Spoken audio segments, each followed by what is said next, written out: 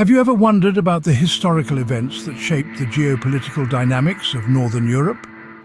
One of these events was the Livonian War. This protracted conflict, lasting from 1558 to 1583, was primarily fought in the territories of present-day Latvia and Estonia. At that time, this region was under the rule of the Livonian Confederation, a loose union of Baltic German-dominated states. These territories were precariously situated between the Kingdom of Poland-Lithuania and the expanding Russian Empire under Ivan IV, known as Ivan the Terrible. With eyes set on the west, Ivan IV saw the Confederation, weakened by internal divisions and conflicts, as ripe fruit for his expansionist agenda. The war officially began when Ivan IV invaded Livonian territory in 1558, citing disputes over trade and religious tensions between Orthodox Russians and the Catholic Livonians. The Livonian Confederation, unable to resist the Russian attack, sought assistance from Poland, Lithuania and Sweden.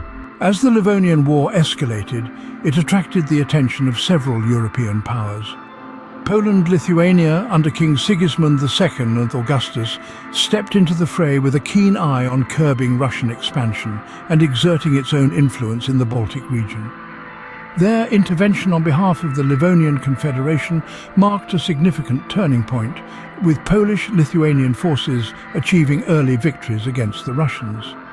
Meanwhile, the conflict had also piqued the interests of Sweden and Denmark, both with strategic stakes in the Baltic Sea region. King Gustavus I of Sweden sought to bolster his realm's presence in Northern Europe, while King Frederick II of Denmark aspired to consolidate control over neighbouring territories. Yet, as the war raged on, the alliances and rivalries weren't set in stone. There were times when Sweden and Denmark found themselves at odds, even as Poland-Lithuania staunchly supported the Livonian Confederation against Russian aggression. The war saw shifts in alliances and conflicts between the various European powers involved. The Livonian War was a protracted conflict that lasted for 25 years. By the early 1580s, the warring powers found themselves eager for resolution. The first step towards peace came in the form of the Treaty of Zapolski, signed in 1582 between Russia and Poland-Lithuania. This treaty marked the end of hostilities between the two powers and led to significant territorial changes, redistributing parts of Livonia between them. The following year, Russia and Sweden signed the Treaty of Pleusa, bringing an end to their involvement in the war. This too resulted in territorial shifts, with Russia gaining control over key areas in the Baltic region.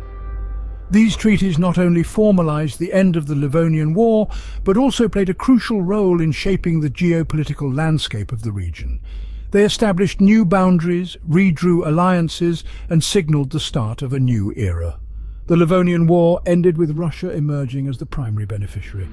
The Livonian War had far-reaching consequences for the Baltic region. The once influential Livonian Confederation, a mosaic of Baltic German-dominated states, was effectively dissolved.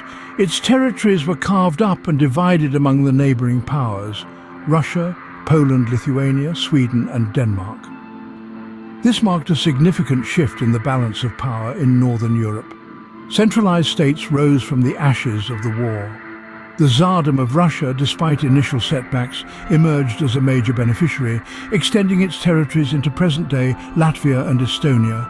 The Kingdom of Poland, Lithuania, Sweden and Denmark also fortified their influence in the region, each carving out their own spheres of control. These geopolitical shifts shaped the dynamics of the Baltic region for centuries to follow. The decline of the Livonian order and the rise of new powers signalled a change in the fabric of Northern Europe's political landscape.